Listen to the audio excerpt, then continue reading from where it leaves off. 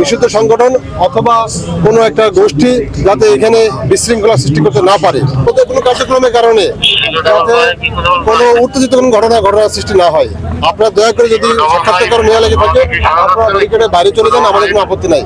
কিন্তু আপনারা ব্যারিকেডের ভিতরে বাইরের লোকের সাক্ষাৎকার নেবেন, নিয়ে যাতে এখানে কোনো বিশৃঙ্খলা সৃষ্টি না হয় আমরা আপনাদের কাছে উদাত্ত আহ্বান করবো যে আপনারা যাতে এটা বাইরে গিয়ে নেন।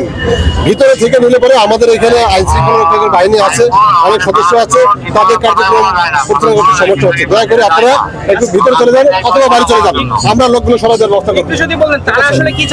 তারা আসলে এখানে যে যাত্রী আছে তাদের সুনির্দিষ্ট কোনো কারণ নাই, ঠিক আছে?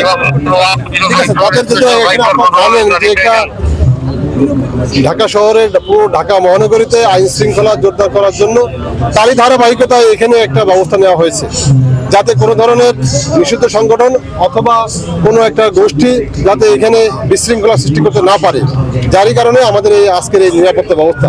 দয়া করে আমি আপনাদেরকে যারা গণমাধ্যম কর্মী যারা আছেন তাদেরকে অনুরোধ করব আপনারা দয়া করে আপনাদের কাজ ভিতরে করেন, এখানে সাক্ষাৎকার নেওয়ার প্রয়োজন হলে আপনারা বাড়ি চলে যান, আমাদের ভিতরে থেকে আপনারা আমাদের কাছে না এদের পরিচয় আমরা আইডেন্টিফাই করতে আপনারা আমাদেরকে কাজ করার আমরা আরো শুনতে পাচ্ছি বা ওনারা এখান থেকে হুঁশিয়ারি দিচ্ছেন যে ব্যারিকেড ভেঙে নাকি না, এরকম কোনো সুযোগ নেই। আমরা আমাদের কাজ করতে দেন, আপনারা সবাই জানেন আমি আপনার কথা বলবো আপনাদের সাথে, আমরা আমাদের মতো কাজ করিনি, আপনারা একটু করে যান।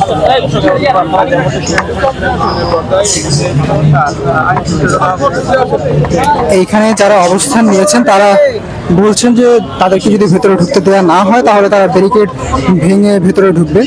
আর পুলিশে এখানে দায়িত্বরত কর্মকর্তা যিনি আছেন তিনি বলছেন যে আপনারা সাংবাদিকদেরকে বলছেন, তিনি বলছেন যে আপনারা ভেতরের দিকে চলে যান, অর্থাৎ সাংবাদিকরা যেন ভেতরের দিকে চলে যায় অথবা বাহিরে গিয়ে সাক্ষাৎকার নেয়, এই ব্যারিকেডের সামনে দাঁড়িয়ে যেন সাক্ষাৎকার নেওয়া না হয় এই জন্য তিনি অনুরোধ করেছেন।